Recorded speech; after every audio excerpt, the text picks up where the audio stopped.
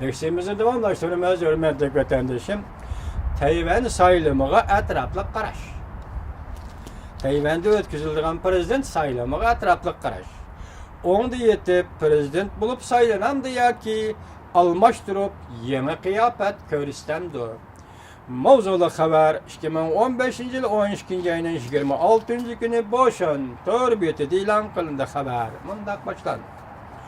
Tayvanda ötküzüldüğün çoğun sayılan prezident sayılımının harpısında New York şehrideki ammi teşkilatlar yığılıp, mesela Tayvanlıklar değil, meyle qayerlik bolsun, Xitaylar yığılıp, Cungoluk bolsun, Xitaylar yığılıp, 2016 yılı Tayvanda ötküzüldüğün sayılamının neticesi nazar taşladı. Sanaqlıqla qalğan peş qədəm hərbi adamlar, şu vaxt eşib qalğan hərbi adamlar, ilmi adamlar, yaş adamlar, mesela alim bilim kişi art tutturğan yaşlar ve cemaat hizmetçileri bugünkü yığınına qatnaşdı. Bularning içinde Mingoya Kuomintang hükümetinin an'anasi saqlaydigan oğurlar bilan chiqisholmaydigan kökler. Mesela oğurlar degende Kuomintangning an'anasi saqlaydigan oğurlar degende Kompartiya. Kompartiya bilan chiqisholmaydigan an'anachilar Kuomintangning an'anachileri yani kökler, kök deb ataydı Kuomintangni. Ve 40 yılı bir günde ötkezgen Yeşillar yani Tayvan müstakillik taraftarlarından kaymakları bugünkü yığın katlaştı. Yeşillar Tayvan'ın müstakilliğini kollaydıqanlar kökle an'anavi Kuomintangçılar. Bugünkü yığın katlaştı.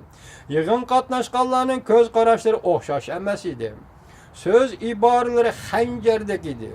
Güya bugün Tinç Okyanının bu tərəfində Tayvanda bulunduğan sayılamğa yardım berişinin uruş meydanı açılğandaq idi. Demek nəhayət kəskin söz ibarələri bilan erişdi bulardaydı.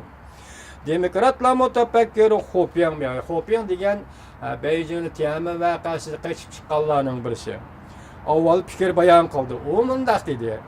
Tayvan kelgüsüde qoşulup getiş yakın müstakil buluştak ramkını bösüp ütüp fırsatını qo'ldan bermey bir devlet iki hükümet deydigan reallıkni çın tutup Tayvanning xalqaro makonini kengaytib Tayvanning bexatarlik qadr qimmatini saqlagan ahvol ostida qo'shilib ketish yoki mustaqil bo'lish ahamiyatini yo'qotidir. Buni qilmaslik kerak deydi.